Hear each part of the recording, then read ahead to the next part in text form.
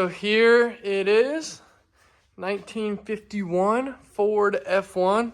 Got the hood, all the fenders in the back, all kinds of gauges and stuff ready for it. So a little backstory on this truck. My dad has had this truck for a very long time, sold it 3 times. It's came back 3 times. I bought it from him. Made me a good deal on it. And so I bought that. And then in college, so okay, got me a 51 Ford now. What do I want to put in it? So in college, and this motor's been sitting for a very long time, but in college I bought a 95 F100 that has the 351 Windsor in it, roller block, and I can't get this cover off of here. And then, so I built this 351 for it. So yeah, this is the motor that I built, and I didn't want to go crazy and put like a 5.0 Coyote in it. I just wanted something simple. I wanted it carbureted, and this is the first motor I built. It's got Edelbrock Performer heads on it, so should be somewhat rowdy. It's got a Mother Thumper cam. So that's really the big reason that incentivized me to start this build is I really just wanted to hear this thing run. Obviously, this motor was meant for that truck. So I bought the front end parts, and we're gonna try to get it taken care of. But the first step is gonna be getting out this old front end. This is an original front end. We're gonna be putting in a Mustang 2 front end. So the first step is dropping these leaf springs. We're just gonna drop out the whole front end. Just like that. Front end's out. This is like a car man's Christmas here. This is gonna be boxing plates, front end suspension kit, Mustang 2 front end suspension kit, and the cross member, 51 Ford cross member for Mustang 2. So here is step 1 to getting the Mustang 2 front end kit on this thing. These are the spring hats, there's 2 of them, and then the cross member there. So the cross member replaces the old cross member. So we've got this ground down, and this is where that new cross member gets welded in, and then all the suspension parts get bolted onto that cross member. So right now we're working on getting that in. All right, so these are the boxing frames.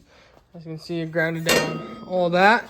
And these go in like this, and these go in like this to box in the frame, make it a little bit sturdy for the front end. So you see we have that line there because the frame kind of juts out there from the top. The bottom juts out more than the top. So we got to cut that bottom off to weld in these plates.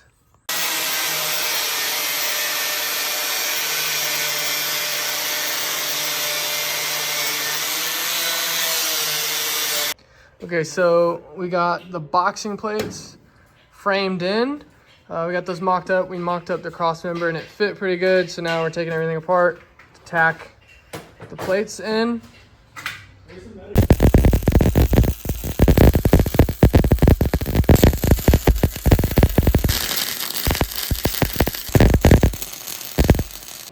So much welding going on that done fogged up the whole neighborhood.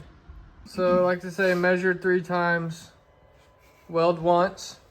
So we got these bars tacked in, the side bars are tacked in, and I flushed that edge up, and then we've got the cross member in now. So we're gonna tack weld this, and then next will be the shock tower caps. So coming along good, not too bad.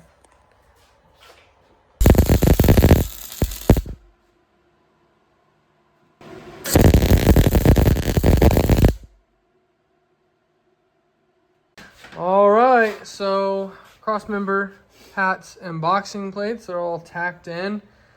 So tomorrow is gonna be putting on one side of the suspension and mocking up a wheel, and then throwing the fender on to make sure that this is all centered up in the wheel well. So hopefully it is.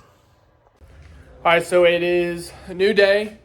We've got the Mustang 2 cross member and shock towers in. So today it's gonna be mocking up the suspension. So we're gonna put one side of the suspension on, throw in a wheel, and make sure that it lines up with the fender that we put on here. So let's get to that. So Speedway makes this cross member for two different kits. One uses like the factory lower A-arms, so this hole is smaller for those, but since we have the tubular A-arms, we need to drill this out to 5/8 for the A-arm bolt to go through. As you saw in that previous clip, the drill bit that we had was junk, so I had to run and grab a new one. So hopefully this one's nice and sharp, and we'll drill out these holes way easier than the other bit. So let's see.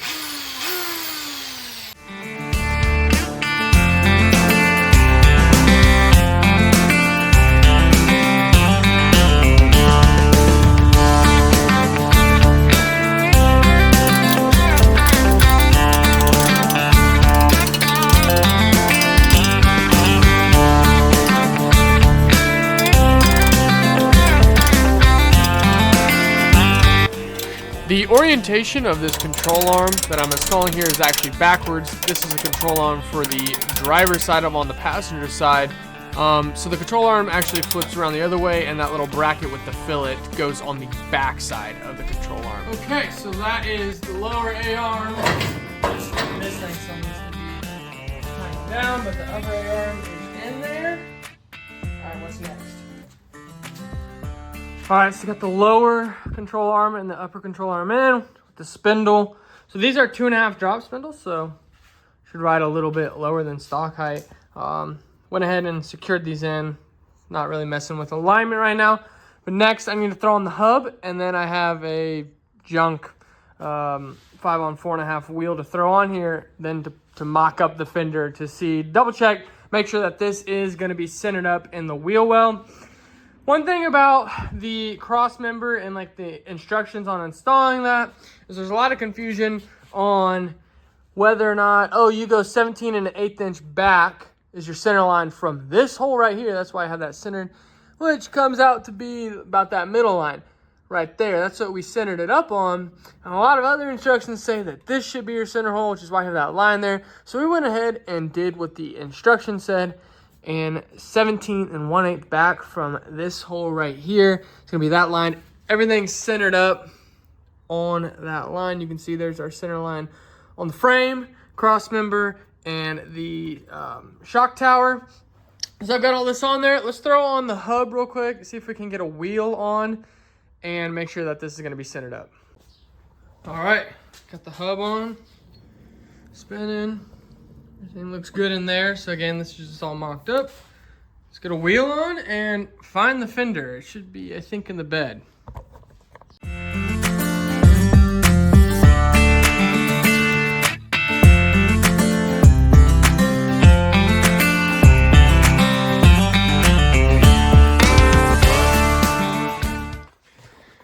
All right, so I don't think I have a wheel for this. I thought this wheel had the same bolt pattern as this, but it doesn't. So we're still gonna get the fender somewhere in this part. So we're still gonna grab the fender out of here, which actually I think here's the right side one. Man, this truck has a nice green. So we're gonna try to get this out so that we can mock it up. So let's get all this stuff out. It needs to get out anyways, so.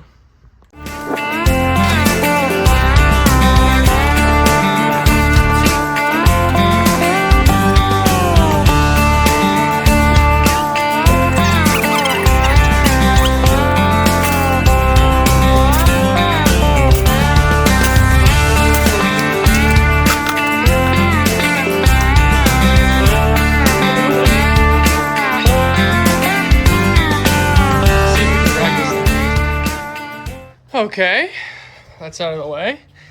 Thing is heavy. Wheels are off. So now, we'll have a little more working space down in here, obviously, while we're working on the front end. Now we can drop the truck down. So hopefully I can get more stuff out of the back of the bed. So let's go ahead and drop the truck down. All right, hopefully we can get this hood out now. Still probably need to move that out of the way. We need that fender. All right, so I was able to just prop the top of that hood, the front of the hood, up on a 2x whatever, piece of board going across there. Which allowed me to start pulling stuff out without having to get this out, because it's just so big. And you know, this is the first time that I'm starting to see some of these panels, and yeah, obviously like they're gonna need to be bondoed and touched up and repainted and whatnot, but for the most part, like here's the inside. That is a little beat up. That looks like it's just a separate piece. You have to fix stuff like that. A little beat up in here. But yeah, this is kind of the first time I'm seeing some of these, and stuff like that kind of makes me worry about how much work it's gonna take. Gonna patch this up. So definitely some body work that's gonna be in store. But anyways, I got this front fender out, and so this is gonna be the front right, so we can go mock up, bring this over and see where it's gonna sit.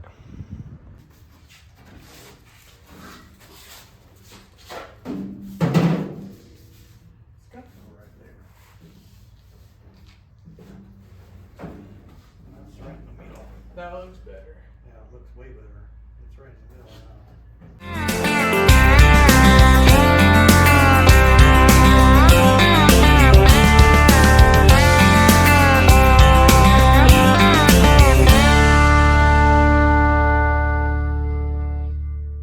That does it. The front end is welded in.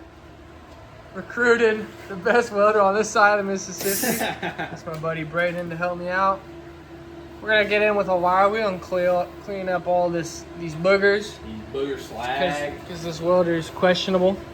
But other than that, it looks fantastic. I'd say the front end ain't falling out on us. So, W. Braden. Let's get some W. Bradens in the chat. There's the Okay, so that is gonna wrap up this first video on getting this Mustang 2 cross member in.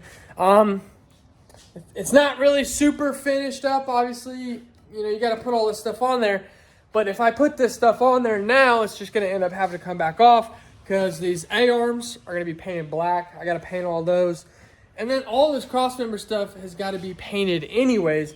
So there's a lot of process that goes to that, because before I paint that, because I want to paint everything in one day, just do a big paint day where all this other stuff gets painted. The frame's gonna get painted black. Well, before that, we're gonna be throwing in the rear end. I'm getting an 8.8 from a Ford Explorer.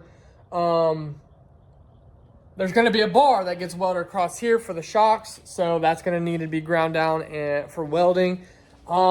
Engine mounts are gonna have to be thrown in here and welded in, obviously. So I'm gonna try to get all that mocked up before we paint, just so we can do one big paint day. So yeah, tomorrow I'm hopefully going to be picking up a rear end, and that will start the rear end section of this build series. So you'll see the front end will go in. We'll get more components thrown in there and kind of finished out once it's all painted. So that's going to end this first episode.